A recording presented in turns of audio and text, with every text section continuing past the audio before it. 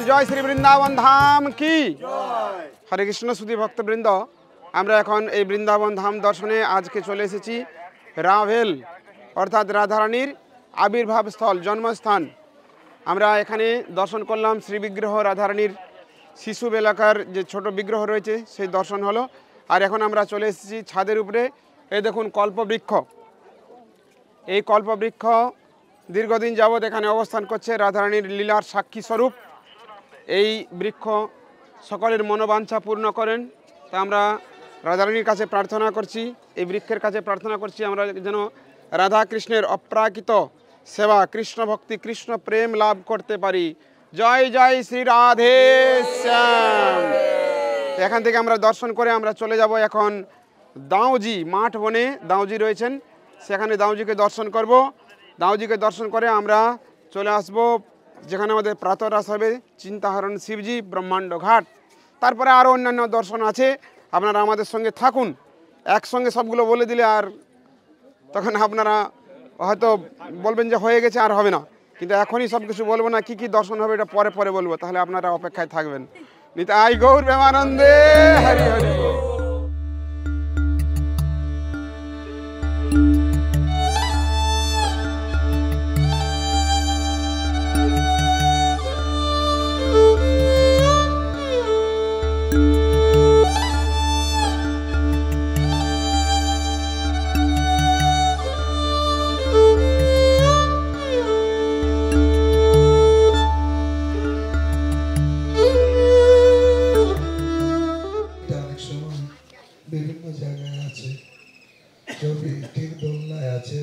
রাধারানী আর কৃষ্ণ একদম এরকম উঁচু হয়ে মুখের কাছে মুখ নিয়ে যখন গিয়েছে তখন রাধারানী অঙ্গগন্ধ ভগবানের অঙ্গগন্ধ কেউ না জানলে রাধারানী তো জানবেই সব থেকে পরিচিত গন্ধ উনি বুঝতে পেরেছেন আর এরকম রাধারানী গায়ে হাত দিয়েছে হাতের স্পর্শ অঙ্গগন্ধ রাধারানীর বুঝতে অসুবিধা হয়নি সঙ্গে সঙ্গে চোখ খুলে বধূর দিকে তাকিয়েছে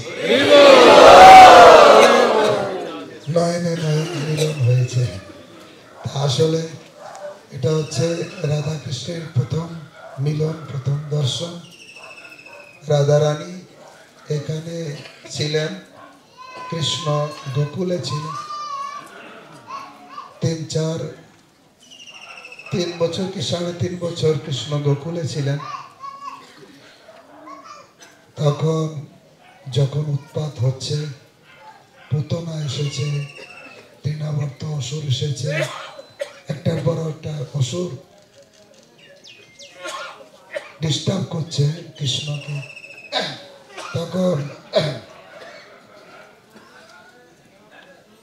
তখন উপানন্দ প্ল্যান করেছে না এখানে আর থাকা যাবে না তখন কৃষ্ণকে নিয়ে সবাই গোকুলবাসীদের নিয়ে এখান থেকে নন্দ মহারাজ কৃষ্ণ সবাইকে নিয়ে ছটিগড়ায় চলে গেলেন বৃন্দাবনে ছটিগড় আর বৃষভানু রাজাও রাধারানীকে নিয়ে ওখানে কাছাকাছি অন্য জায়গায় থাকলেন পরে নন্দ মহারাজ আরো প্ল্যান করলেন না এখান থেকে এখানে উৎপাত হচ্ছে এখানে বকাসুর অকাসুর অনেক কিছু অসুর আসছে এখান থেকে আমরা চলে যাব নন্দেশ্বর পর্বতে কালকে আমরা যেখানে উপরে নন্দগ্রামে গিয়েছিলাম নন্দেশ্বর পর্বত সেখানে কোনো অসুর ওখানে আসতে পারে না আসলেই পাথর হয়ে যায় আর সেই ভয়ে কোনো অসুর নেই সেখানে তাই নন্দ মহারাজ প্ল্যান করলেন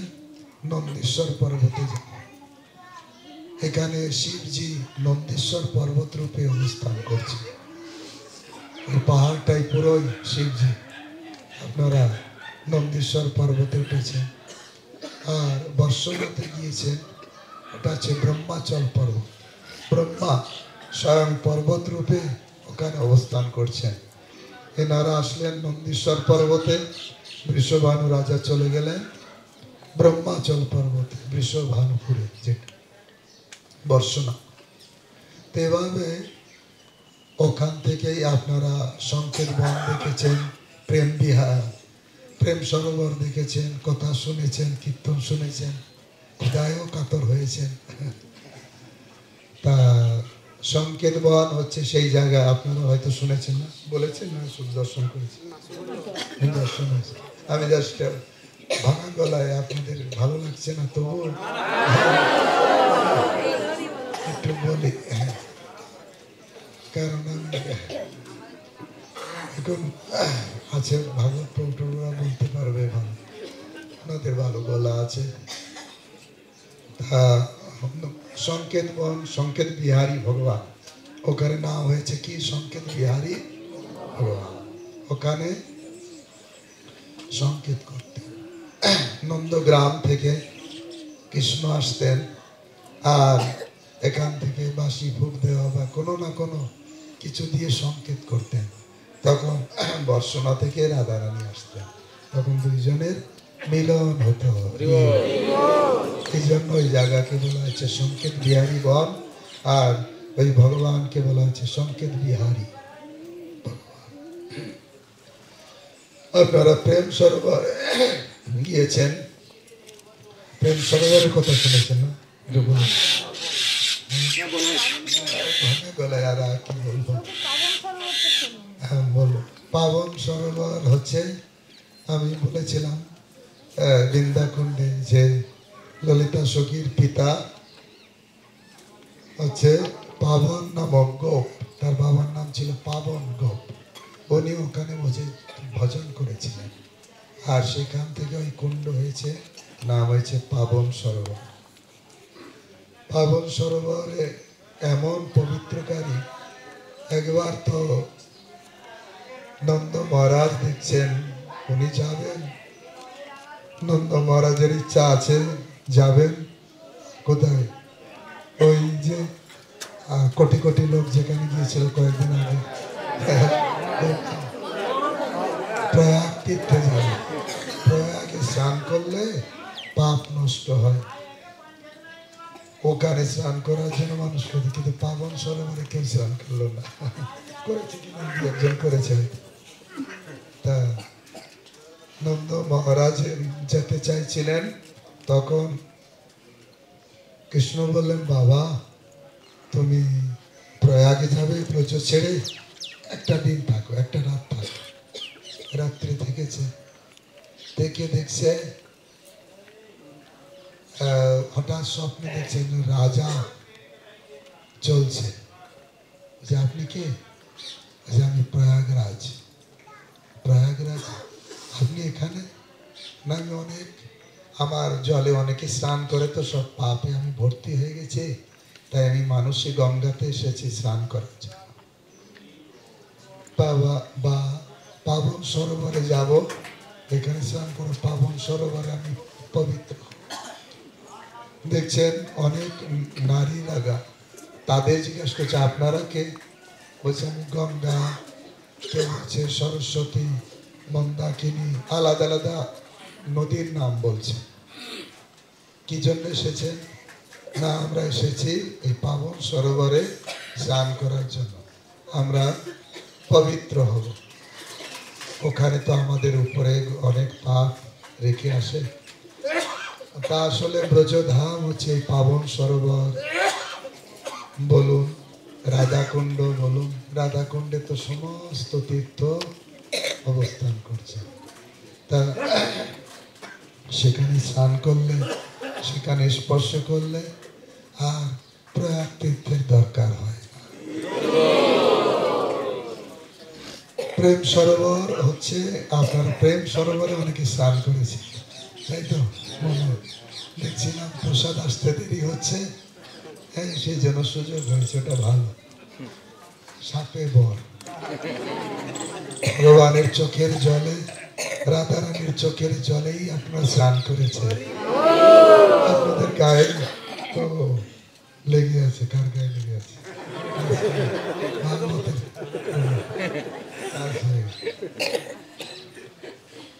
রাধা কৃষ্ণ ওখানে মিলন হতেন, আর দুইজন মিলন হয়ে বলছেন যে এই প্রেমে বড় কষ্ট, দুইজন আলোচনা করছেন। হঠাৎ দেখছেন একটা কালো ভ্রমর রাধা রানীর কাছে গুনগুন গুনগুন গুনগুন করছে। তখন কৃষ্ণ মধুমঙ্গলকে বললেন, এই কালো ভ্রমরটাকে তাড়িয়ে দাও। তখন মধুমঙ্গল কালো ভ্রমরকে তাড়িয়ে দিয়েছে। মধু খায় বলে তার আরেক নাম হচ্ছে মধুসূদন। তাই কৃষ্ণ রাধারানী বসে আছে, সেখানে এসে মধুমঙ্গল খুব বিরক্ত দেখিয়ে বলছেন, আমি মধুসূদন চলে গেছে, মধুসূদন চলে গেছে। এই কথা শুনেই রাধারানী কান্না করছে। হ্যাঁ, মধুসূদন চলে গেছে। মধুসূদনকে কৃষ্ণ, কৃষ্ণ চলে গেছে, কিন্তু কৃষ্ণ পাশেই বসে আছে, এদিকে তাকানোর অবকাশ নেই। এই যে কানে শুনেছেন, এই শুনেই ভাব এই মধুসূদন চলে গেছে। হায়, এসেছিল, অনেকক্ষণ পরে মিলন হলো, আবার কান্না করছে। রাধারানী কান্না করছে। আর রাধারানী কান্না দেখে কৃষ্ণ আর থাকতে পারলেন না, কৃষ্ণও কান্না করছে। দুইজনেই কান্না করছে, কান্না কান্না কান্না। আপনারা কান্না করেছিলেন?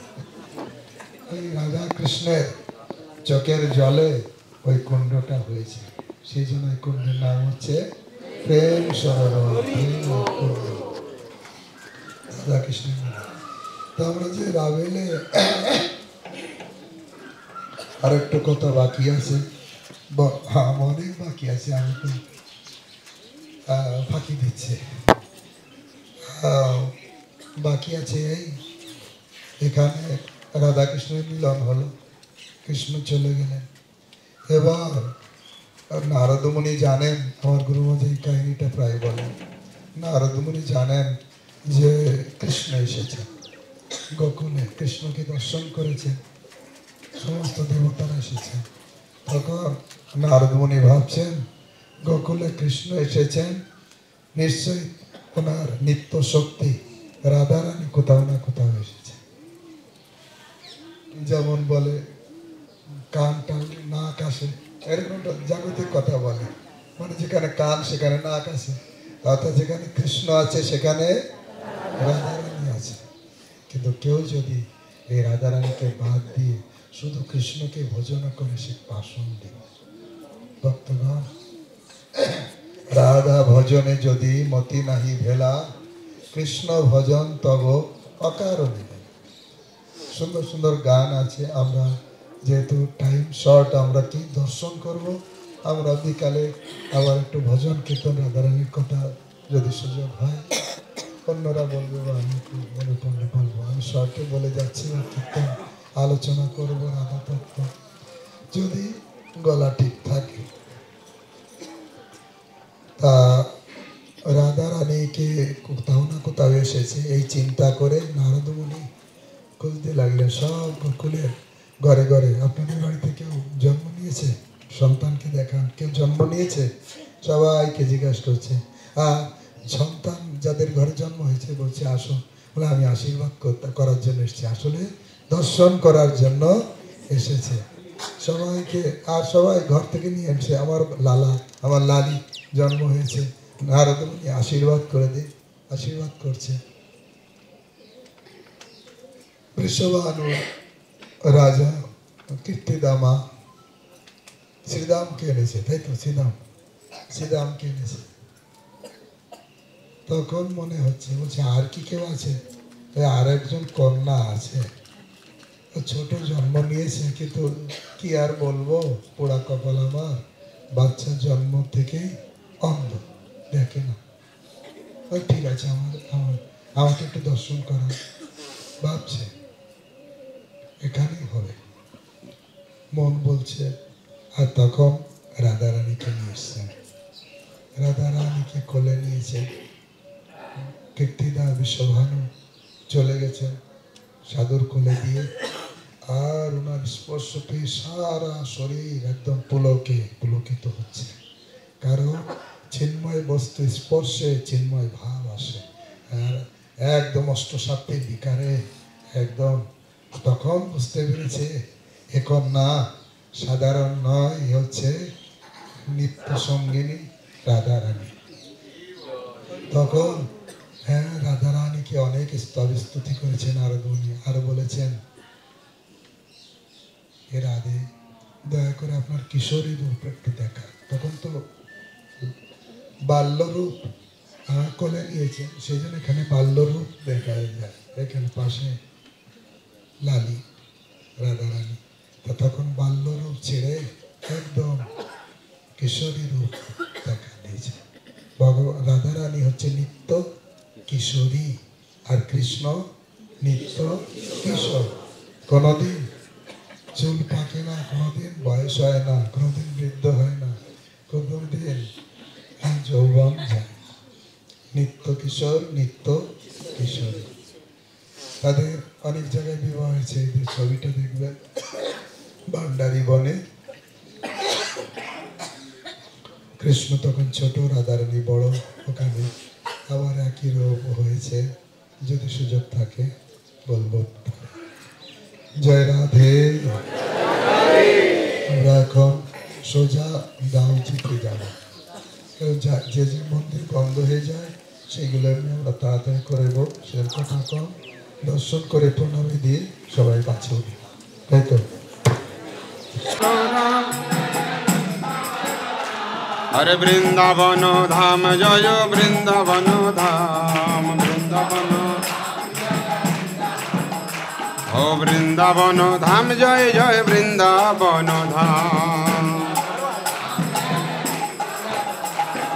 जय कन्हैया लाल की हाथी घोड़ा, जय कन्हैया लाल की हाथी दौड़ घोड़ा दिलो आर दिलो पालकी।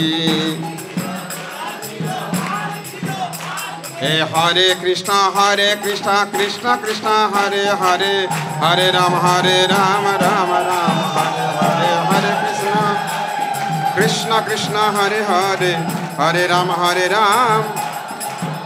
बोलो हरे कृष्णा कृष्ण कृष्ण हरे हरे, हरे राम राम राम हरे हरे, हरे कृष्णा कृष्ण कृष्ण हरे हरे, हरे राम राम। हे हरे कृष्णा कृष्ण कृष्ण हरे हरे, हरे राम राम राम हरे हरे, हरे कृष्णा कृष्ण कृष्ण हरे हरे, हरे राम राम राम हरे। यहाँ पर जो आप आए हैं, दाऊजी महाराज का मंदिर कैसे बनाया गया, प्रागट कैसे हुआ, यहाँ पर कृष्ण के जो पपौत्र हुए, कृष्ण चेला प्रदुम्न चेला अनिरुद्ध और अनिरुद्ध चेला बज्रनाभ जी को जब ब्रज का राजा बनाया, ब्रज का राजा जब बनाया तो उन्होंने ब्रज के चमक और प्रकाश को ढीला देखा, कमज़ोर देखा। उन्होंने सोचा क्यों न हो इस क्षेत्र में घूमा जाए, कोई विभूति मिले, कोई संत मिले। घूमते घूमते उनको जमुना किनारे सांडिल महामुनि मिले, उनको दंडौत प्रणाम किया और पूछा, बाबा मैं क्या करूं, इस ब्रज में चमक और प्रकाश कैसे लाऊं। उन्होंने कहा, आपके पूर्वज वो अनंत शक्ति हैं, उनके अवतार स्थान, उनकी लीला स्थानों पर उनकी प्रतिमा स्थापित की जाए, उनके मठ मंदिर बनाए जाएं तो अपने आप चमक बढ़ जाएगी। यहाँ पर बलदेव जी का मंदिर बनाया, मथुरा में केशव देव जी का बनाया, वृंदावन में गोविंद देव और गोवर्धन में हरदेव, 4 देव स्थापित किए, 4 भोलेनाथ स्थापित किए। गोपेश्वर वृंदावन में, कामेश्वर कामा में, चकलेश्वर गोवर्धन में और भूतेश्वर मथुरा में 4 देवियाँ स्थापित की। ब्रज में चमक और प्रकाश बढ़ा, बढ़ते बढ़ते सभी चीज़ लुप्त हुई, तो यहाँ पर बलदेव जी का मंदिर भी लुप्त हुआ। तो यहाँ पर सोबरी ऋषि आपने सुने होंगे, उस परंपरा में कल्याण देव नामक संत गोवर्धन के पास जो सूर्य भगवान का मंदिर है, उस गांव से यहाँ आकर के अखय बट तले बैठ करके तपस्या तप करने लगे। भजन तप करते करते बलदेव जी की कृपा हुई, उन्होंने स्वप्न आदेश दिया, कल्याण मेरा प्रागट कराओ, मेरा मठ मंदिर इस बटबक के नीचे है। अब संत को स्वप्न आदेश तो दे दिया, पर संत के पास हाथों के सिवा कोई औजार नहीं होता। इधर एक गोकुल के गोसाई थे, 84 खंबे वाली गोकुल नहीं, बल्लभ कुल वाले। तो बल्लभ कुल की जो गोसाई थे, उनके पास में लाखों गाय थी। उनकी गाय इस क्षेत्र में आमे अपने आप एक गाय दूध छोड़े। उन्होंने बहुत कुछ जांच कराया, गाय दूध कहाँ छोड़ती है, पर उनको जंगल की वजह से कोई सफलता नहीं मिली। जब संत को स्वप्न आदेश हुआ तो इन्होंने उन ग्वालों से कहा, आप यहाँ से जाएं तो गोसाई से बोलना, बलदेव प्रभु ने मुझको स्वप्न आदेश दिया है। गोसाई सहयोग देने के लिए आए। इस बिड़वक्क के नीचे बलदेव जी का प्रकट होगा और गाय अभी आपकी दूध यहीं छोड़ दी है। तो यहाँ से ग्वाल गए, शाम को जाकर के गोसाई से बोला, इधर बलदेव प्रभु ने कोई पावर, ऊर्जा, शक्ति संत के अंदर भर दिया। संत ने थोड़ी सी हाथ चलाए, हाथों से जितना प्रकट हुआ, सुबह आकर के गोसाई ने देखा बलदेव जी ने सहयोग दिया। बलदेव जी और रेवती जी दोनों का प्रकट हुआ। जब दोनों का प्रकट हुआ तो उन्होंने अपनी लाखों गायों का दूध मंगाया। इधर ब्रजवासियों ने सुना तो ब्रजवासी भी अपने घरों से दूध दही ले करके आए और बलदेव जी का अभिषेक किया। जो खुदाई के द्वारा गड्ढा बना वो दूध दही से भर गया, उसका नाम क्षीर सागर पड़ा। अब सभी उत्सव मनाने लगे कि बलदेव जी का प्रकट हुआ है। सभी भजन कीर्तन करने लगे। भजन कीर्तन करते करते शाम हो गई। संत बाबा रात को सो गए। गोसाई मन में सोचने लगा, जो पावरफुल था, कि उसके मन में आया कि बलदेव जी यहाँ जंगल में क्या करेंगे, क्यों न इनको हम अपने गोकुल ले चलें। हर पावरफुल की इच्छा होती है।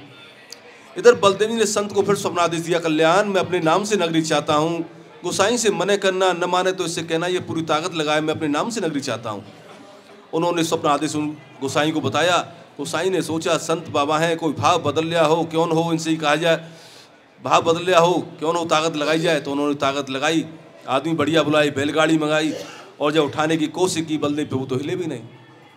जब बलदेव प्रभु नहीं हिले तो उन्होंने समझ लिया बलदेव जी इनसे खुश हैं, इनसे ही कहा जाए बाबा सेवा संभालिए, जो ज़रूरत की चीज़ हो मुझे बताइए, मैं क्या व्यवस्था करूं। तो उन्होंने कहा सबसे पहले भोग की व्यवस्था हो। भोग में खीर का भोग रखा गया। आज भी रोजाना राजभोग में खीर का भोग रखा जाता है। ठाकुर जी के लिए रजाई मांगी, अपने लिए कंबल मांगा। रजाई समझते हैं आप सभी भक्त हैं। शीत का समय था, पूनम का दिन था। दिसंबर में जो पूनम आती है, प्रकट के उपलक्ष्य में यहाँ 1 महीने का मेला भी लगता है। ये जब व्यवस्थाएं हो गई, सेवा चलने लगी। अब सेवा चलते चलते बलदेव जी की कृपा हुई, मेरा पुजारी कहीं इस शीत में बीमार न पड़ जाए कंबल में। इस वजह से बलदेव प्रभु अपने वस्त्र को देने लगे और पुजारी के वस्त्र को लेने लगे। कोई भी संत कैसा भी हो, ठाकुर जी को अपने वस्त्र नहीं उड़ा सकता।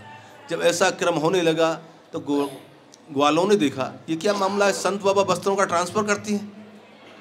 एक तो ये देर से खड़े होती हैं, क्यों शीत के समय हमारे यहाँ मंगला 8 बजे होती है। एक तो ये देर से खड़े होती हैं और वस्त्रों की अदला बदली, क्यों न गोसाई से शिकायत की जाए। गोसाई से शिकायत की। गोसाई ने आकर के पूछा बाबा ये वस्त्रों की अदला बदली का क्या चक्कर है। तो उन्होंने कहा आपको मैं कुछ बताऊं उसमें मज़ा नहीं, आप कभी दुबक करके देखें मेरा बलदेव जी के प्रति कैसा भाव है। तो उन्होंने दुबक करके देखा, बलदेव जी वस्त्रों बदल रहे हैं, दे रहे हैं या ले रहे हैं। इमली का पेड़ था एक, हमने भी देखा, बहुत मोटा बहुत ऊंचा।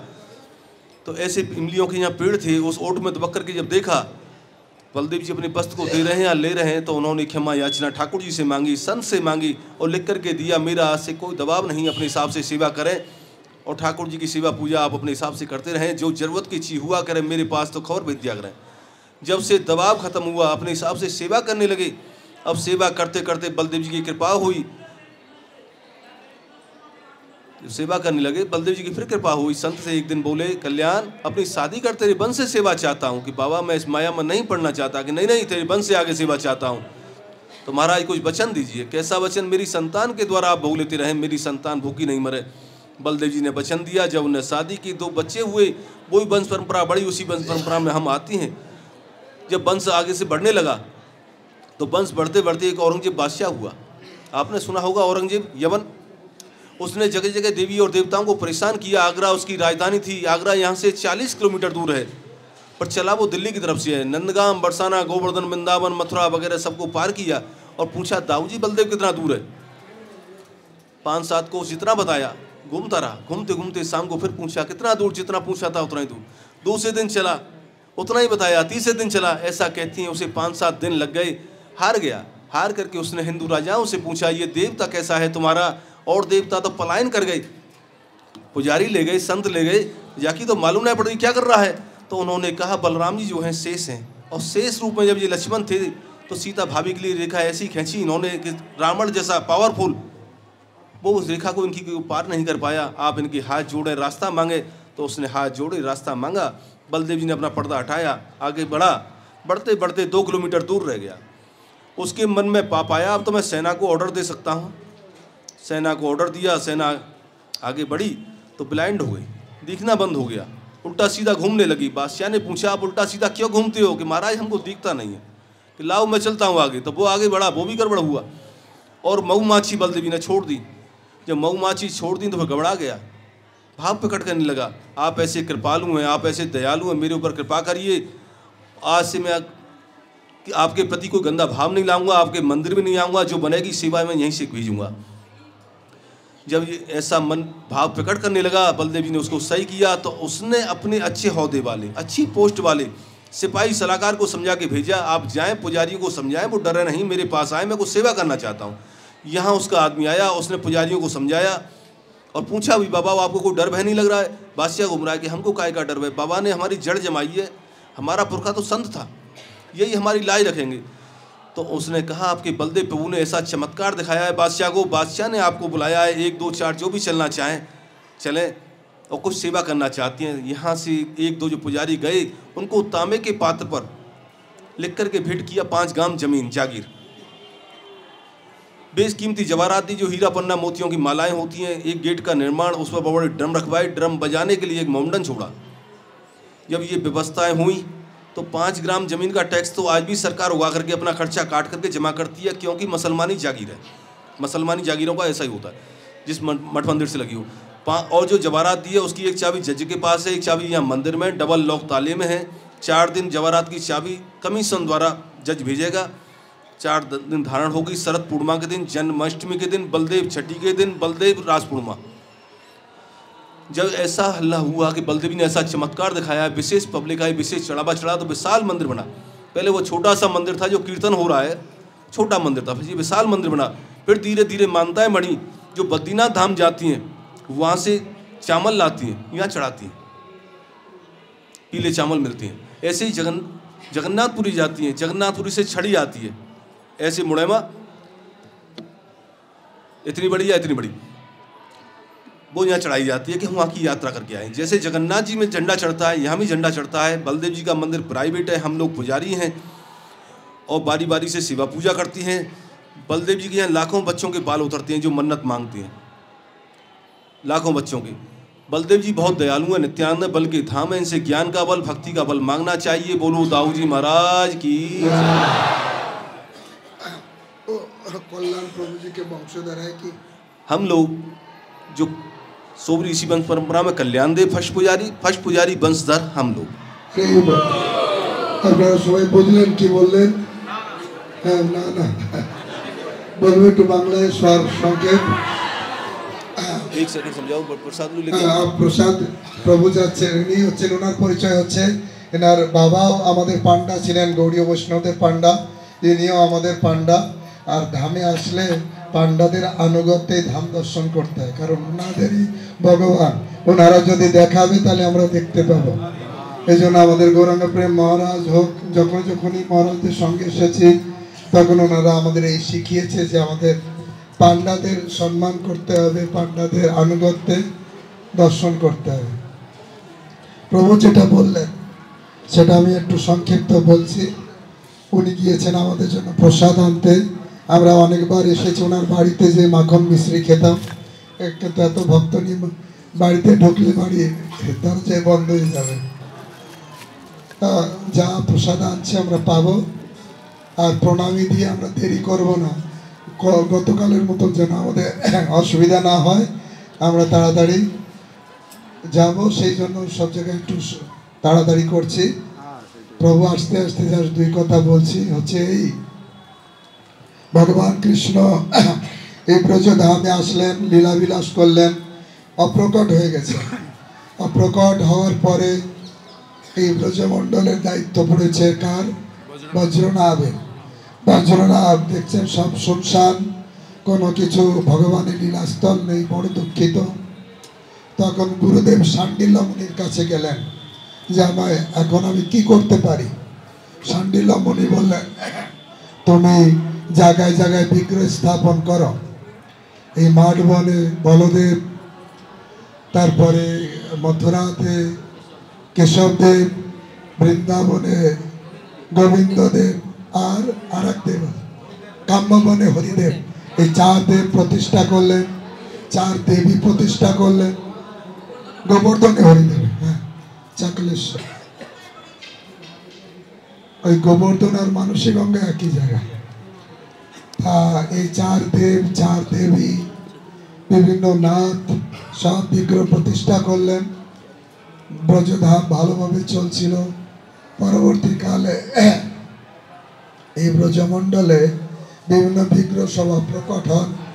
গোবর্ধনে যে হরিদেব বা শ্রীনাথ, চার নাথের ভিতর শ্রীনাথ যে নাথর দ্বারে আছে শ্রীনাথ, এইরকম পরবর্তীকালে যেমন মাধবেন্দ্র পুরীপাদ প্রকট করেছেন গোবর্ধনধারী গোপালকে, রূপ গোস্বামী সনাতন গোস্বামী বিভিন্ন বিগ্রহ আবার প্রকাশ করেছেন।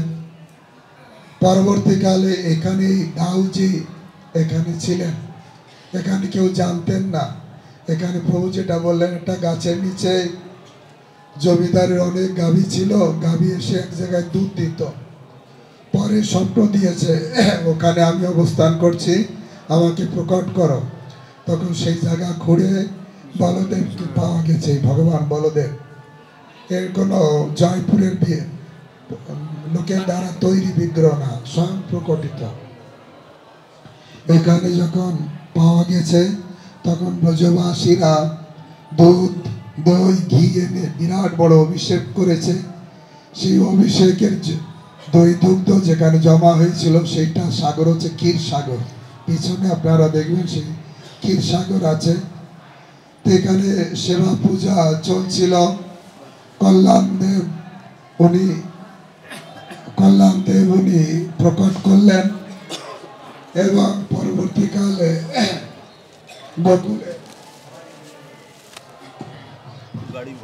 গোকুলের পান্ডারা বললেন গোকুলে ভগবান কৃষ্ণ আছেন, দাউজি কেন এখানে মাঠে থাকবে, এখানে কিছু নেই, নিয়ে আসো ওখানে। কিন্তু দাউজি বললেন না, আমি এখানে থাকবো, আমাকে কেউ নিয়ে যেতেও পারবে না। তবু জোর করে নেওয়ার চেষ্টা করেছিল, এত ভারী হয়েছিলেন তুলতে পারেননি। দাউজি এখানে ছিলেন। দাউজি কল্যাণদেবকে বললেন তুমি বিবাহ করো। বলে আমি ওই সব সংসারে ঢুকতে চাই না। বলে না, আমার সেবা তোমার বংশধরেরাই করবে। তখন দাউজির ইচ্ছাক্রমে উনি বিবাহ করলেন। ওনার বংশধর এই পান্ডারা যারা সেবা করছেন। পরবর্তীকালে অরঙ্গজেবের সময় সব মন্দির টন্দির ভাঙছিলেন, সব পূজারীরা বিগ্রহ নিয়ে পালিয়ে গেছে। এখানে উনি শুনলেন যে এই মাঠ বনে বলদেব আছে। তাকে খোঁজার জন্য চারিদিকে রাস্তা দিয়ে আসার চেষ্টা করছেন। 7 কিলোমিটার আগে সব জায়গায় জায়গায়, আর যেখানে যাচ্ছে বলছে এখান থেকে 7 কিলোমিটার দূরে, এই দিক দিয়ে চলে যান। ওই দিকে যাচ্ছে যে কোথায় 7 কিলোমিটার দূর, মানে 7 কিলোমিটার বাইরে দিয়ে শুধু ঘোরাঘুরি করছে, ভিতরে আসতে পারছে না। তারপরে খুব ভগবানকে প্রার্থনা করেছে যে আমি আর বুঝতে পেরেছি, আমি আর তোমার অনিষ্ট করব না, আমি এমনি যাব। তখন আবার যাওয়ার ইচ্ছা করেছে। যেতে যেতে ঠিক 2 কিলোমিটার আগে এসে তখন মাথায় উল্টো বুদ্ধি চেপেছে। মানে মুসলমানের তো ঠিক নেই, বলা যাবে না নেটে। তা আবার খুব বুদ্ধি জেগেছে যে এবার সৈন্য সামন্ত পাঠিয়েছে, এখন সৈন্য সামন্তকে পাঠিয়ে একদম দখল করবে। তখন সৈন্য সামন্ত আসছে, সারা আর ভিতরে 2 কিলোমিটার ভিতরে ঢুকতে পারছেন, বাইরে ঘুরঘুর এরকম ঘুরে বেড়াচ্ছে। বলে কি হলো তোমাদের? আমরা কিছু দেখতে পাচ্ছি না, চোখ সবার অন্ধ হয়ে গেছে। তারপরে বলদেব মৌমাছি ছেড়ে দিয়েছে, যত যত সৈন্যদের এমন করে কামড়িয়েছে তারা বাপ বাপ বলে পালিয়েছে। তখন বুঝতে পেরেছে আমি কুবুদ্ধি, আমি যেতে পারবো না, পূজারদের ডেকে নিয়ে যায়, আমি বলদেবের সেবা করব। তাম্র পাত্রে লিখে দেয়, আশেপাশে 5টা গা সব এই বলরামের, ওখানে যত খাজনা উঠবে সব বলদেবের সেবায় লাগবে। তা সেইভাবে বলদেবের সেবা সুন্দরভাবে চলে আসছে। আগে ছোট মন্দির ছিল, বলদেবের ইচ্ছায় বড় মন্দির হয়েছে। আপনারা বলরামকে দর্শন করেছেন, রেবতীকে কারা কারা দেখেছেন? রেবতীকে খুব কম। রেবতীকে দেখতে গেলে ওই পাশের দরজা দিয়ে দেখতে হয়। তো ওখান থেকে দেখে আমরা চলে যাব, তার আগে প্রভু এখানে মাখন মিশ্রি দেবেন। আপনারা মাখন মিশ্রি খেয়ে হাসতে হাসতে যাবেন, প্রণামী দেবেন, আর একদম কোথাও কেনাকাটাতে ঢুকবেন না, বাসে যেয়ে উঠবেন, ঠিক আছে? হরে কৃষ্ণ। এরপরে আমরা সোজা যাব রমন রেতিতে। রমন রেতি। हरे कृष्ण। जय श्री वृंदावन धाम की, श्री श्री कृष्ण बलराम की, रमन रेती की। শুধু ভক্তবৃন্দ, আজ আমরা বৃন্দাবন ধাম দর্শনে চলে এসেছি রমন রেতি, যেখানে শ্রী শ্রী কৃষ্ণ বলরাম তার বাল সখাদের নিয়ে এখানে এসে অনেক খেলা খেলতেন, গোড়াগড়ি দিতেন, হামাগুড়ি দিতেন, অনেক রকমের খেলা খেলতেন এবং আনন্দে মগ্ন হয়ে সকলকে আনন্দ দিতেন। এখন সেই জায়গায় আমরা চলে এসেছি। সমস্ত ভক্তরা এখানে দিব্য আনন্দ লাভ করছে। কেউ ধুলায় গোড়াগড়ি দিচ্ছেন, কেউ ধুলা গায়ে মাখছে, কেউ অন্যজনকে মাখাচ্ছে, এইভাবে সবাই আনন্দ করছেন। তো আপনারা যদি এই আনন্দ পেতে চান অবশ্যই একবার এই ধামে আসবেন। কিন্তু এখন যেহেতু আসতে পারতেন না, আপনারা ওখান থেকেই অনলাইনের মাধ্যমে, দর্শনের মাধ্যমে সেই আনন্দ উপলব্ধি করুন। জয় জয় শ্রী রাধে শ্যাম। তখন মুসলমান রাজত্ব চলছে, ভারতবর্ষের নবাব মুসলমান, আর হিন্দু যত তারা মুসলমানের ভয় পায়। এমনই এক পরিবার, ব্রাহ্মণ ঘরে জন্ম, তার একটা ছোট বালক আছে, আর তাকে দেখে একজন খান সাহেব, তার খুব আনন্দ হয়, খুব পছন্দ হয়। ছোট বালককে কে পছন্দ না করে? এই ছোট বালককে এই খান সাহেব, ধনী লোক, সে প্রায় এর বাড়িতে আসে, বাচ্চাকে কোলে নেয়, আদর করে, আবার চলে যায়। বড় হয়েছে, তাকেও সঙ্গে নেয়, নিয়ে এদিক ওদিক যায়, আবার ঘোড়ায় চড়ায়, আবার ফেরত দিয়ে যায়। পরিবারের লোক কিছুই বলতে পারে না, কারণ মুসলমানের শাসন চলছে। একজন বড় খান সাহেব ছেলেকে নিয়ে যাচ্ছে, কিছু বলতে পারে না। কিন্তু একবার গুরুদেব এসেছেন, দেখছে তাদের মন খুব খারাপ, তখন তাকে বলেছে, কি হয়েছে? সব ঘটনা বলেছে। একজন খান সাহেব আমাদের ছোট ছেলে এখন বড় হয়েছে, তাকেও নিয়ে সব জায়গায় নিয়ে চলে যায়, আবার ফেরত দিয়ে যায়। কোনোদিন যদি ফেরত না দেয় তাহলে কি হবে? এই ভয়ে ঠিক আছে, এবার যদি আসে আমার সঙ্গে, তার সঙ্গে আমি কথা বলবো। তখন সে মহাত্মা গুরুদেব, ওই খান সাহেব এসেছেন, ছেলেকে নিয়ে যাচ্ছে। তখন বলছে, তুমি এই ছেলেটাকে খুব ভালোবাসো তাই না? হ্যাঁ, আমি খুব ভালোবাসি। আমার মনে হয় এই ছেলের রূপের প্রতি তুমি খুব আকৃষ্ট তাই না? হ্যাঁ, আমি সব পুরো আকৃষ্ট। মনে হয় যেন আল্লাহর সব নূর এর ভিতরে দিয়ে দিয়েছে। এই খান সাহেব বলছে। যিনি গুরুদেব, তিনি বুঝতে পেরেছেন ইনি সুন্দরের পূজারী। কিসের পূজারী? জগতে ভালো সুন্দর জিনিসের পূজারী। তখন বলছে, জানো এর ভিতরে আর কত সৌন্দর্য, তার থেকে আরো সুন্দর একজন আছে। কে? এর থেকে কি আর সুন্দর? আমরা যাকে ভগবান বলি, তোমরা যাকে আল্লাহ বলো, সেই। হ্যাঁ, আল্লাহর তো কোনো আকার নেই, ভগবানেরও আকার নেই, সে কি বলে এত সুন্দর হতে পারে?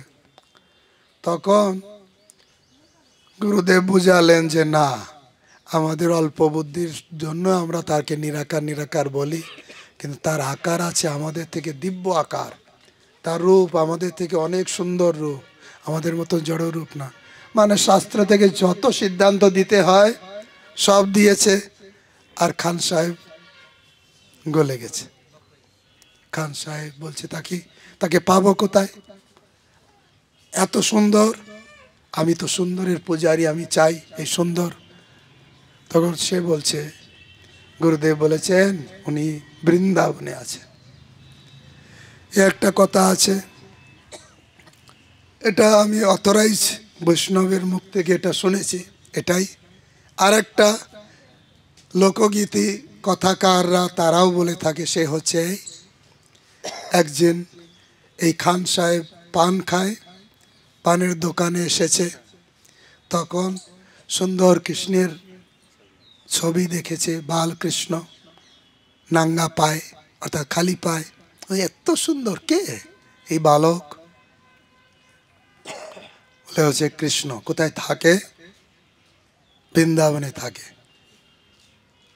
তাহলে পায়ে জুতো নেই কেন? না, তোমার যদি ইচ্ছা হয় তুমি পায়ে জুতো বানিয়ে দাও। দোকানদার পানের দোকানদার বলে দিয়েছে। আর ওনার মনে হলো হ্যাঁ আমি কালকে তালিনার জন্য জুতো বানিয়ে নিয়ে আসবো। ঠিক সুন্দর জুতো বানিয়ে নিয়ে এসছে। এনে বলছে কোথায়? বলছে উনি এখানে থাকে না তো, উনি থাকে বৃন্দাবনে। বৃন্দাবনে তখন ওই জুতা নিয়ে বৃন্দাবনে এসেছে। আর এই কথা অনুসারে যে সুন্দর কৃষ্ণকে দেখার জন্য সে বৃন্দাবনে, একই ধরনের ভাব। তা আসলে কৃষ্ণ রূপের প্রতি সে ছবি দেখে হোক, কথা শুনে হোক, তার সুন্দর দিব্য রূপের প্রতি আকৃষ্ট হয়েছেন। আকৃষ্ট হয়ে সেই গোকুলে এসেছে। সব জায়গায় কৃষ্ণ কানাইয়া বলে ঘুরে বেড়াচ্ছে।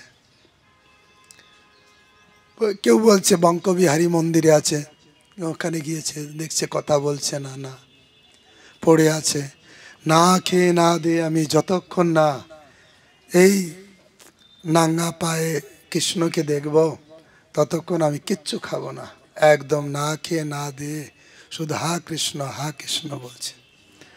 এভাবে মুসলমান ঘরে জন্ম, কৃষ্ণ কথায় এত আকৃষ্ট হয়েছেন, কৃষ্ণ রূপে এত আকৃষ্ট হয়েছেন, হা কৃষ্ণ শুধু বলছে, একদম পড়ে আছে। 3-4 দিন খাওয়া নেই, ঘুম নেই। হঠাৎ দেখছেন একজন বালক মাথায় হাত দিয়েছে। তখন তাকিয়ে দেখছেন কৃষ্ণ। যে রূপের কথা শুনেছে, যে ছবি দেখেছে সেই কৃষ্ণ, কিন্তু পুরো খালি পায়ের দিকে তাকিয়েছে, দেখছে কাটা ফুটে পাথরে লেগে রক্ত পড়ছে, রক্ত ঝরছে। বলছে হে কানাই, তুমি তো আমাকে ডাকলে আমি গোকুলে চলে যেতাম, তুমি হাঁটতে হাঁটতে এত দূর আসলে। বলছে না, তুমি আমাকে ডাকছো, আমি না এসে পারলাম না। তাই ভগবান তখন নিজেই পা মুছিয়ে দিয়েছেন, পায়ে জুতো পরিয়ে দিয়েছেন। এই হচ্ছে রসখান। বাকি জীবন তিনি পরম বৈষ্ণব হয়েছেন, মহান্ত। এখানেই বসে ভজন করেছেন, আর এখানেই সমাধিস্থ হয়েছেন, এখানেই দেহত্যাগ করেছেন। ওনার সমাধি এটা যা আপনারা দেখছেন সামনে, সেই মহাত্মা রসখানের সমাধি। এই জন্য ভক্তরা আসে রমন রেতিতে। এই রসখান এমন বৈষ্ণব ছিলেন, তিনি গলায় প্রায় 21টা, আমরা তো 3 বা 5 বার মালা পরি, ছোট করে পড়ি, সুন্দর দেখতে লাগে, কিন্তু উনি এত মোটা মোটা আর 21 প্যাচে পড়তেন। কেন পড়তেন? জিজ্ঞাসা করলো, আরে তুই মুসলমান, তুই নাই বৈষ্ণব হয়েছে। আরে বৈষ্ণবরা তো 3 বার পড়ে, আর তুই 21 পেজ মালা পড়েছিস কেন রে? ওই দেখো, তিনি সুন্দর একটা যুক্তি দিতেন। কেউ যদি জলে ডুবে যায়, কিন্তু শুকনো কাঠ যদি থাকে, বেশি কাঠ থাকলে তাকে ভর করে উঠতে পারে। তা আমি অনেক পাপী, অনেক অপরাধী, এই জন্য আমি অনেক বেশি মালা পরেছি, এই মালা আমাকে উপরে তুলে রাখবে। কত ভাব দেখুন, কি ভাব রসখানে। তার প্রার্থনা এখানে আমি কবিতাতে লিখেছি। তার কয়েকটা প্রার্থনা বলছে, আমাকে এই করো, যদি এই জগতে হে প্রভু আমাকে আবার আসতে হয়, আমার একটাই প্রার্থনা, আমার তাতে কোনো দুঃখ নেই, আমাকে এই যদি মরি জগতে পার না, মনুষ্য যদি দাও দয়া করে গোকুলে বালক করো দিব্য গোপ ঘরে। রসকান প্রার্থনা করছে, আমি যদি মনুষ্য দেহ পাই তাহলে আমাকে এখানে সেখানে জন্ম দিও না, মুসলমান ঘরে দিও না বা হিন্দু ঘরেও দিও না, বরঞ্চ আমার গোপ ঘরে, ব্রজের গোপের ঘরে আমাকে জন্ম দিও। আমি তাহলে কৃষ্ণ বাছুরি চড়াবে, আমি সেই সঙ্গে আমি বাছুরি চড়াতে পারবো। এই সেই রাধা রমন রেতি জায়গায়, পুরো এলাকাটা রমন রেতি, যেখানে কৃষ্ণ বলরাম গোচারণে আসতেন, এই রেতিতেই রমন করতেন, খেলাধুলা করতেন কৃষ্ণ বলরাম। যেটা আপনারা খেলাধুলা করেছেন, ধুলো মেখেছেন, কই গায়ে ধুলো কোথায়? ধুলো রেখে শুকে মেখেছেন নাকি? যেখানে হয় মাখবেন। তা বলছেন, আমাকে রসখান বলছেন, আমাকে যদি মনুষ্য দেহ দেন তাহলে আমাকে এটাই দিন, গোপ ঘরে জন্ম দিন। যদি প্রভু মনে করেন আমার মনুষ্য দেহ পাওয়ার যোগ্যতা নয়, তা আমার কোনো দুঃখ নেই। আমি পশু হয়ে জন্ম নিই, পশু হই, তবু আমার একটা প্রার্থনা, যদি পশু করে আমাকে জন্ম দেবেন তাহলে আমার একটাই প্রার্থনা, এই গোকুলের বাছুর করে জন্ম দিও। তাহলে ভগবান কৃষ্ণ গোচারণে যাবে, এরকম গায়ে হাত বুলাবে, হরি বল, আমার জীবন ধন্য হয়ে যাবে। যদি তাও প্রভু আমার যোগ্যতা না হয়, আমাকে পাখি করে জন্ম দেবে, তাহলে আমাকে কি করবে? এই যমুনার কূলে, তাই না, যমুনা তটে পক্ষী করে কদম্ব বৃক্ষে আমি যেন পক্ষী হয়ে থাকতে পারি। আরে যদি বলেন তোমার তাও যোগ্যতা নেই, কোনো মানুষ পশু পাখি হওয়ারও যোগ্যতা নেই, তোমার একটা পাথর হতে হবে, আমার তাতে কোনো দুঃখ নেই। এই গোবর্ধনের ধারে একটা পাথর করে জন্ম দেবে, ভক্তরা গোবর্ধন পরিক্রমা করবে, আমাকে পা দিয়ে একটু স্পর্শ করবে, আমি ধন্য হয়ে যাব, হরি বল। এ হচ্ছে সন্ত রসখান, খান সাহেব বলে যার নাম পরিচিত, তারই সমাধি। তিনি ব্রজে এখনো অবস্থান করছেন, কৃষ্ণ লীলা দেখছেন, হরি বল। কি করে বরণ কুল, যেই কুলে কেন জন্ম হয় না কেবল ভকতি মূল। কোন কুলে কে জন্ম নিয়েছে ওটা বড় কথা নয়, বড় কথা হচ্ছে যে ভজন করেছে সেই বড়, যেই ভজে সেই বড়। কে যবন কুলে জন্ম, দেখুন হরিদাস ঠাকুর, পক্ষীকুলে জন্ম গরুর,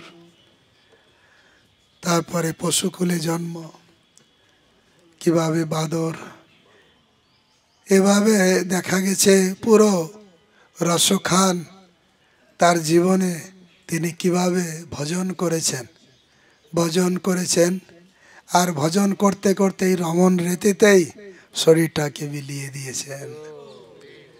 হরি বলবো আর মদন মোহন হেরিব গো, এই রূপেতে ব্রজের পথে চলিব গো, যাব গো ব্রজেন্দ্রপুর, হব গোপী পায়ের নূপুর, নূপুর হয়ে রুনু ঝুনু বাজিব গো, বিপিনে বিনোদ খেলা, সঙ্গেতে রাখালের মেলা, তাদেরও চরণ ধুলি মাখিব গো। এ দেহ অন্তিম কালে রাগব শ্রী যমুনার জলে, জয় রাধে গোবিন্দ বলে ভাসিব গো, হরি বলবো আর মদন মোহন হেরিব। তাই এ হচ্ছে দিব্য চিন্তামণি ধাম, বৃন্দাবন রম্যস্থান, দিব্য চিন্তামণি ধাম, রতন বেদী মন্দির মনোহর, আবৃত কালিন্দিনীরে রাজহংস কেলি করে, তাহে সহে শোভে কনক কমল, তার মধ্যে হেমপীঠ অষ্টদলে বেষ্টিত, অষ্টদলের প্রধান নায়িকা, তার মধ্যে রত্নাসনে বসিয়াছেন দুইজনে, শ্যাম সঙ্গে সুন্দরী রাধিকা, অরূপ লাবণ্য হেরি মন, অরূপ লাবণ্য হেরি মনও চল রায় করে। তাই নরোত্তম দাসে কয় নিত্য লীলা সুখময় সদা স্ফুরক মোর মনে। নরোত্তম দাসের লাস্ট লাইন হচ্ছে এই লীলা, রাধাকৃষ্ণের নিত্য লীলা সবসময় আমার যেন হৃদয় স্ফূর্তি হয়। নরোত্তম দাস ঠাকুর বলেছেন না, ভ্রমিতে ভ্রমিতে কবে কি এ দেহ পতন হবে, কহে দিন দাস নরোত্তম। ভ্রমণ করতে করতে এ ব্রজে চলতে চলতে যদি বুঝে এই দেহটা চলে যায়, ছেলেমেয়েরা রাগারাগি করবে না, ধামে গেল মরে গেল। আরে কি আছে, এই ধামের ধোলায় যদি দেহটা যায়, ভালো না খারাপ? আরে তাই এই পরিক্রমা মানে কষ্ট আছে, দর্শন মানে কষ্ট আছে, সাধু সঙ্গ মানে একটু কষ্ট আছে, টাইমলি খাওয়ার নেই, শোয়ার নেই, থাকার নেই, হবে কি হবে না?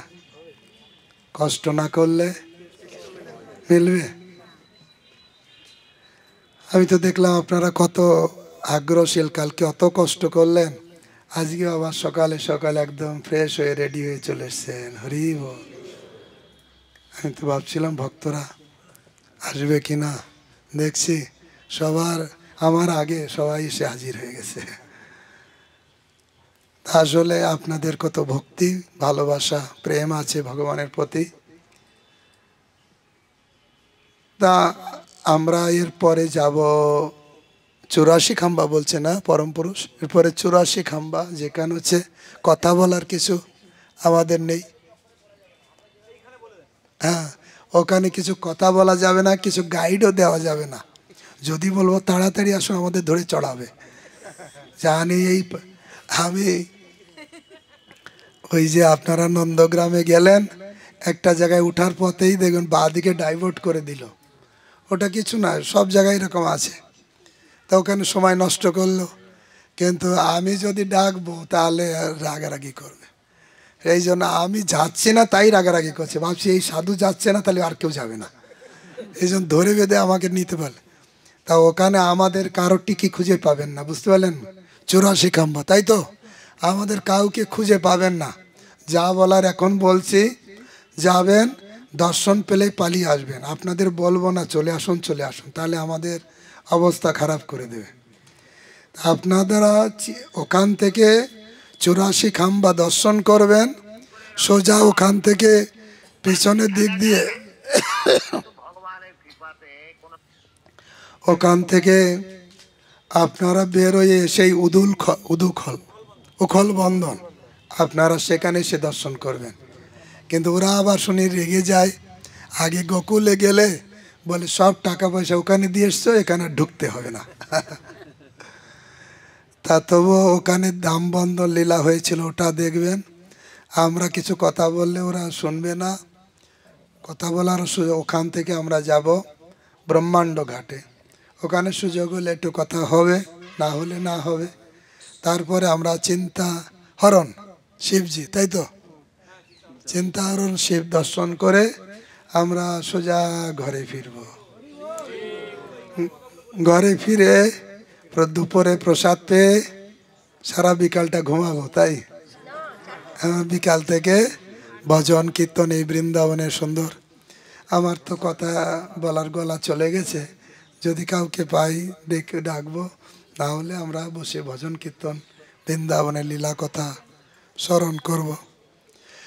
তা আমি যেটা বলছিলাম 84 খাম্বা যেটা, সেটা হচ্ছে এই বৃন্দাবনে দুটো গোকুল আছে। কখনো যদি না জানবেন, আপনাদের আরেকটা নূতন গোকুলে নিয়ে যাবে। নূতন গোকুল আর অরিজিনাল গোকুল পার্থক্য বুঝবেন। এই অরিজিনাল গোকুলে 84 খাম্বা আছে, ওই নূতন গোকুলে 84 খাম্বা বানাতে পারিনি। তা সেই জন্য আর ওখানে সেই পুতনাবাস সব কিছু দেখাবে, এখানেও দেখাবে। তা আমরা যেখানে এসছি এটা হচ্ছে অরিজিনাল গোকুল, আর এখানে আমরা 84 খাম্বা অরিজিনাল, যেটা নন্দ বাবার ঘর, যশোদা মায়ের ঘর, ভগবান কৃষ্ণ যে ঘরে আবির্ভূত হয়েছিলেন সেই ঘরে আমরা যাব। নন্দ দুলালকে আপনাদের কি বলে দোলনায় দোল করাবে, এ করতে গেলে অনেক সময় লাগবে। আমরা অনেক সময় যাই, পেছনে থেকেও দর্শন করা যায়, পেছনে ঢুকে গেলে একটু দূর থেকে দেখা যায়, দর্শন করে প্রণাম করেই হরে কৃষ্ণ চলে আসতে পারবেন। আবার যদি কেউ ফেসে যান, কিছু তো করার নেই, এই আটকে থাকতে হবে। তা স্বয়ং ভগবান কৃষ্ণ এই গোকুলে আবির্ভূত হয়েছিলেন। कृष्ण जिनका नाम है गोकुल जिनका धाम है, ऐसे श्री भगवान को मेरे बारंबार प्रणाम है। यशोदा जिनकी माया है, नंद जी बापाया है, ऐसे श्री भगवान को मेरे बारंबार प्रणाम। लुटू लुटू दोधी माखन खायो, ग्वाल बालक संग धेनी चरायो, ऐसे श्री लीला धाम को मेरे बारंबार प्रणाम है। तो भगवान गोकुल যশোমতী নন্দন ব্রজবর নাগর যমুনা তীর বনচারী, তার আছে গোকুল গোকুল যশোমতী নন্দন ব্রজবর নাগর গোকুল রঞ্জনকার। তা আসলে স্বয়ং ভগবান তিনি গোকুলে আবির্ভূত হয়েছিলেন। আমি সেখানে অল্প বলছিলাম, মথুরার কৃষ্ণ অংশ কৃষ্ণ। ইকো হচ্ছে বক্সে, ইকো কেউ? হরে কৃষ্ণ।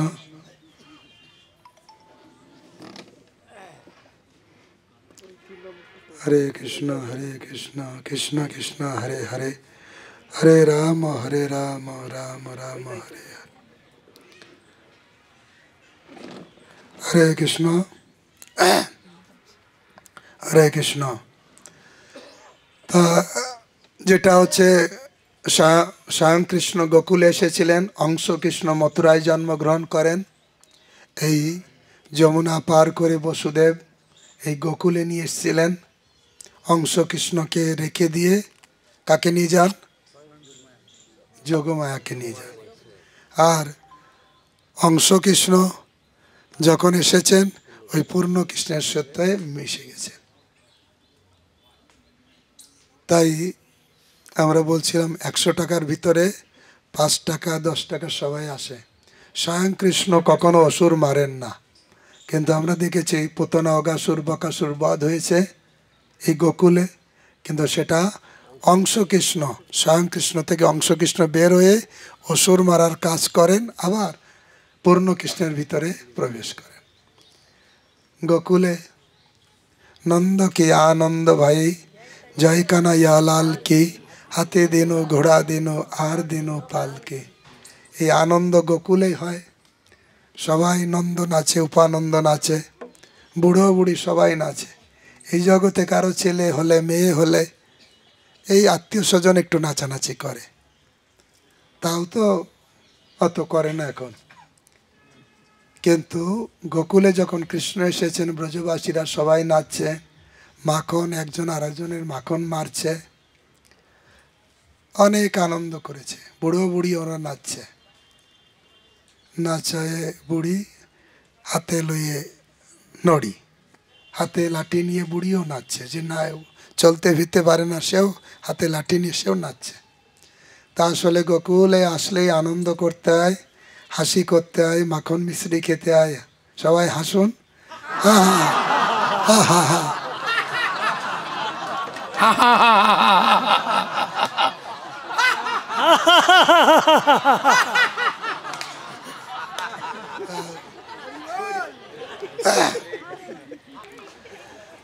ভগবান কৃষ্ণ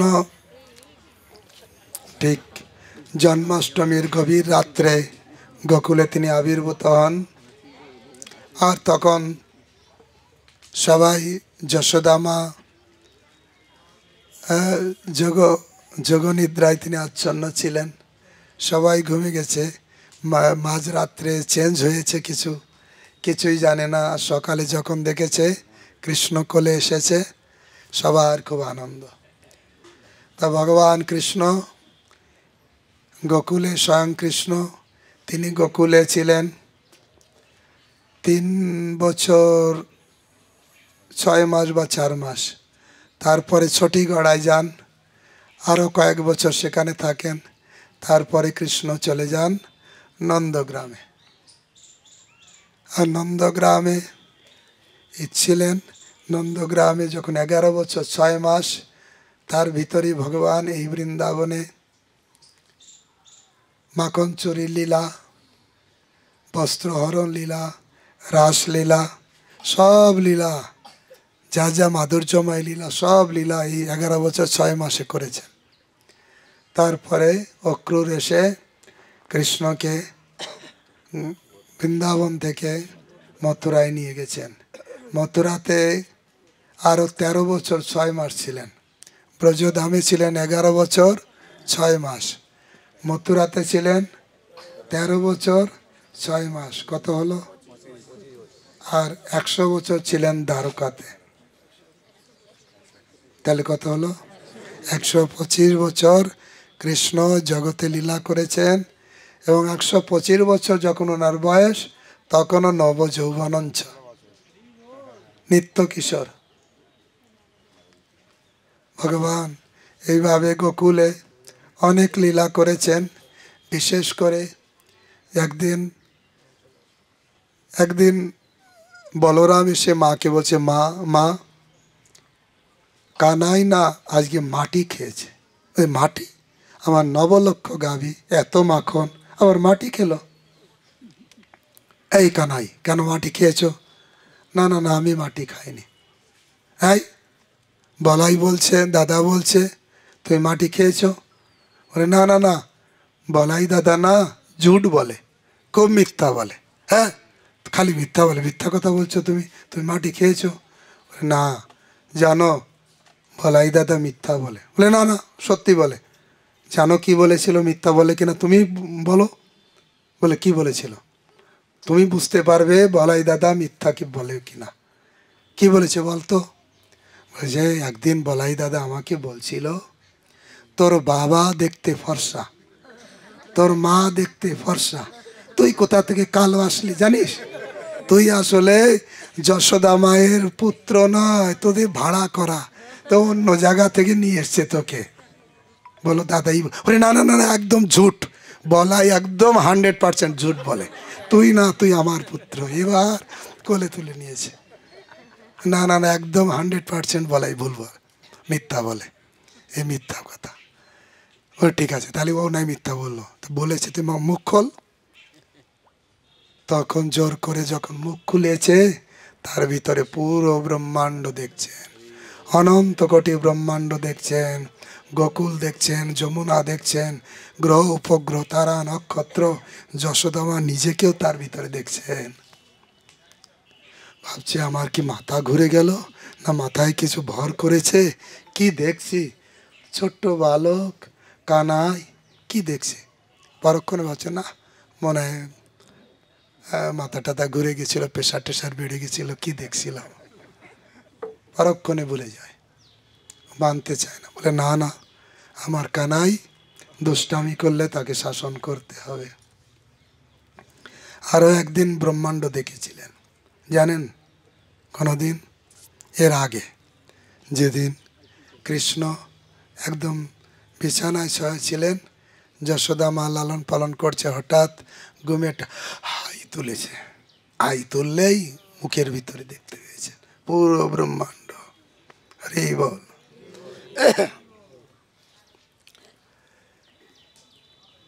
এভাবে গোকুলে অনেক লীলা। একবার তো কি করেছে না, ওই দামবন্ধন লীলা যেটা হয় আপনারা দেখবেন, সেই উদুখল এখনো আছে, যেখানে কার্তিক মাসে যে দামবন্ধন লীলা, সে দামবন্ধন লীলাতে কৃষ্ণ মাখন চুরি করেছে, যা দুষ্টামি করেছেন, তার জন্য যশোদা মা উদুখলে বেঁধে রেখেছেন। আর যখন উদুখলে বেঁধে রেখেছেন, পুরো টানতে টানতে, জমলার্জুন বৃক্ষ ছিল, তাদেরকে উৎপাটিত করেছেন, আর তারা দিব্য দেহ ধারণ করে তারা আবার ঊর্ধ্বলোকে চলে গেল। যশোদা মা দৌড়ে এসেছে, নন্দ বাবা দৌড়ে এসেছেন, সবাই রাগারাগি করছে বালককে কি এইভাবে বাঁধতে হয়। তাই যশোদা মা যেহেতু দড়ি দিয়ে বেঁধেছিলেন ও কোমরে উদরে, তখন থেকে গোপীরা কৃষ্ণকে ব্যঙ্গ করে বলতেন তুমি হচ্ছে দামোদর, মা তোমাকে দড়ি দিয়ে মাজায় বেঁধেছিল। বলে না বেশি পাকামি করবে না, পুলিশ আসবে কোমরে দড়ি বেঁধে টানতে টানতে নিয়ে যাবে। বলে না কোমরে দড়ি বাঁধ, কোমরে দড়ি বাঁধা কি ভালো জিনিস? তা মা তোমাকে কোমরে দড়ি বেঁধেছিল, মানে তুমি কত দুষ্ট। তা আসলে উনি হচ্ছেন চোরের শ্রেষ্ঠ চোর, দুষ্টের সর্বশ্রেষ্ঠ দুষ্ট, কিন্তু সবাই আমরা তাকে প্রণাম করি। ব্রজের প্রসিদ্ধ নবনীত চৌরম ব্রজাঙ্গনানাং চাদুকুল চৌরম অনেক জন্মার্জিত পাপ চৌরম চৌর অগ্রগণ্য পুরুষ নমঃ। অনেকে হয়তো দেরি করে এসেছেন, জাস্ট 1 মিনিটের রসখানের কথা আবার একটু বলে দিই। আপনারা যারা দেরি করে এসেছেন, এই রসখান তিনি খান সাহেব ছিলেন, মুসলমান ঘরে জন্মগ্রহণ করেছিলেন, কিন্তু একজন মহাত্মার কাছে কৃষ্ণের দিব্য রূপের কথা শুনেছিলেন, আর রূপের প্রতি সে আকৃষ্ট ছিল।